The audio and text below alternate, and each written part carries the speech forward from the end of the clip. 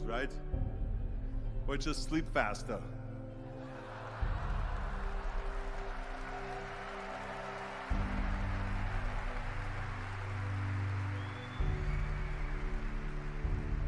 So we have 18 hours a day. The average person works around 8 to 10 hours. So let's assume it's 10 hours, so we have 8 hours left. Then you travel around an hour a day, maybe 2 hours a day. So now you have still 6 hours left.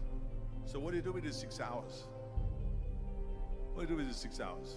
Then we eat a little bit, then we schmooze a little bit, talk a little bit to people and all that stuff.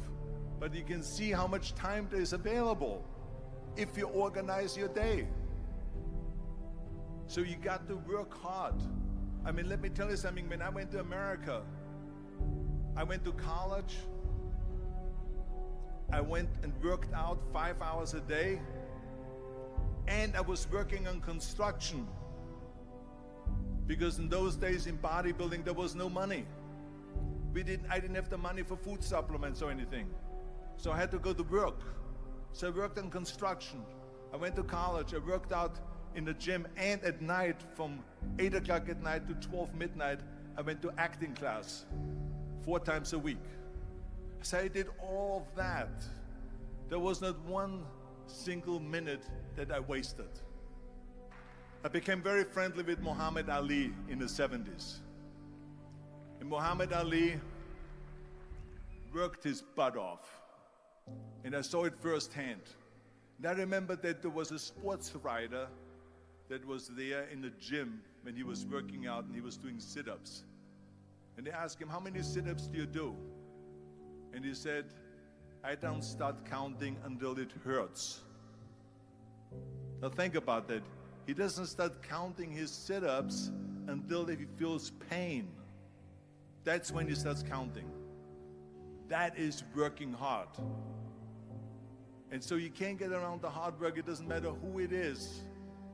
As a matter of fact, I believe what Ted Turner said, work like hell and advertise.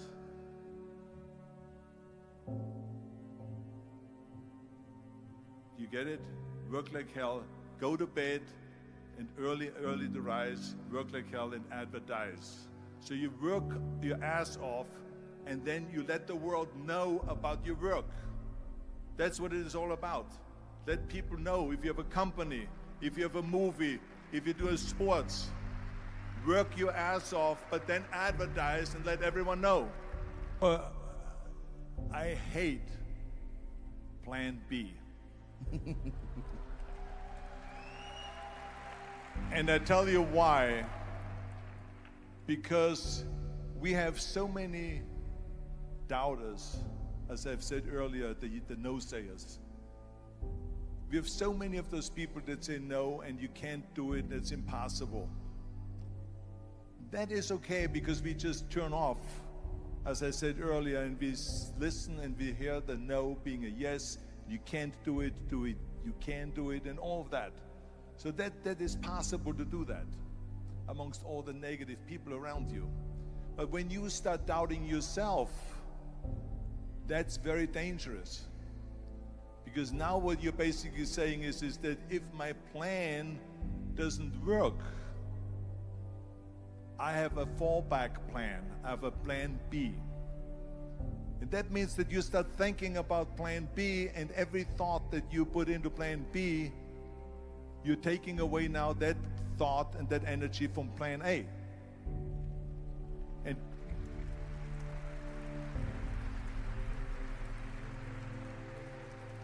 And it's very important to understand that we function better if there is no safety net, because plan B becomes a safety net. It says that if I fail, then I fall and I get picked up and I have something else there that will protect me.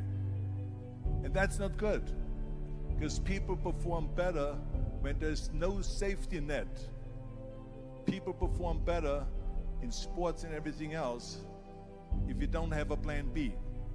To me, it is very dangerous to have a plan B, because you're cutting yourself off from the chance of really succeeding And the reason, one of the main reasons why people want to have a plan B is because they are worried about failing. What is if I fail, then I don't have anything else? Well, let me tell you something. Don't be afraid of failing, because there's nothing wrong with failing. You have to fail in order to climb that ladder. There's no one that doesn't fail. We all fail. It's okay.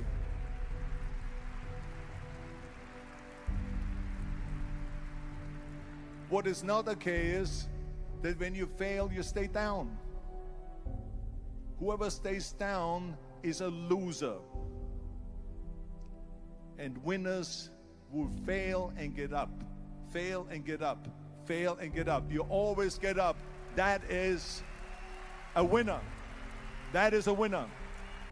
Hey, we all lose.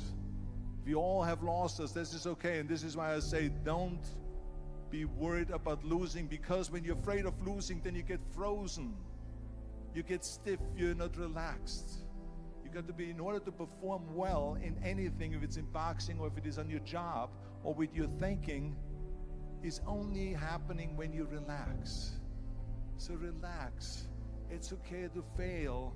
Let's just go all out and give it everything that you got. That's what it is all about. So don't be afraid to fail. This is one of my 6 rules to success.